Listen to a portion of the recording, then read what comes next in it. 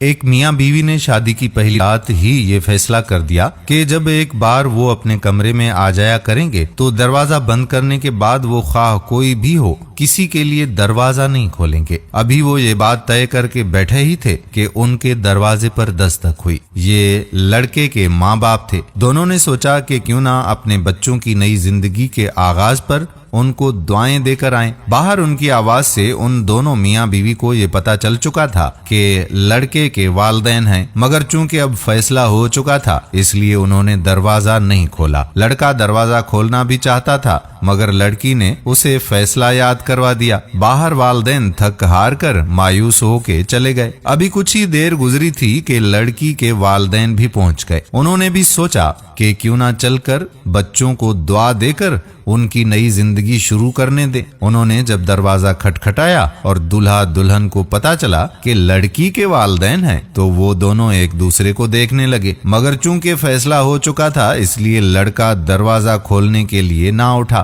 تھوڑی ہی دیر میں اسے لڑکی کی سسکیوں کی آواز سنائی دی۔ وہ بولی کہ میں اپنے والدین کے ساتھ ایسا نہیں کر سکتی۔ خیر، پھر وہ اٹھی اور اس نے دروازہ کھول دیا۔ لڑکے نے یہ سب دیکھا مگر چپ رہ گیا۔ اس نے لڑکی کو ایک بھی لفظ نہ کہا۔ ان دونوں کی شادی کو کچھ سال گزر گئے اور ان سالوں میں ان کو 4 بیٹے اللہ تعالیٰ نے عطا کیے، مگر اس بار ان کو اللہ تعالیٰ نے بیٹی عطا کی۔ لڑکے نے اس کی پیدائش پر بہت خوشیاں منائی، ہر طرف مٹھائی بانٹی اور گھر پر دعوت کا اہتمام کیا۔ بیوی نے پوچھا کہ آپ بیٹی کی پیدائش پر بہت خوش ہیں؟ ہمارے ہاں پہلے بھی اولاد ہوئی مگر ہم نے یہ سب کسی کی پیدائش پر نہیں کیا، آخر بات کیا ہے؟ وہ بولا کہ یہ ہے وہ جو میرے لیے دروازہ کھولے گی۔ تو بیوی خاموش رہ گئی۔ اسے سمجھ آ چکی تھی کہ وہ کیا کہہ رہا ہے۔ دوستو، بیٹیاں اپنے والدین کا سہارا ہوتی ہیں، یہ ان کے لیے بوجھ ہرگز نہیں ہوتی، یہ اپنے والد کے لیے جنت کی ضمانت ہوتی ہیں،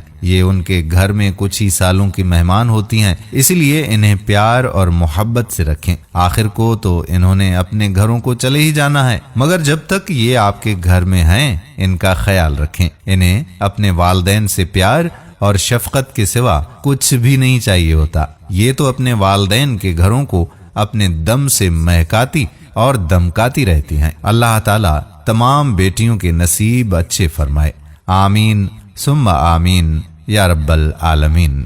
دوستو، امید ہے کہ ہماری آج کی ویڈیو آپ کو پسند ضرور آئی ہوگی۔ بیٹیوں سے محبت کرنے والے حضرات اس ویڈیو کو شیئر ضرور کریں گے۔ آنے والی ویڈیو تک آپ کا اپنا میزبان قادر بخش کلہوڑو آپ سے اجازت چاہتا ہے۔ اپنی خصوصی دعاؤں میں یاد رکھیے گا۔ اللہ حافظ۔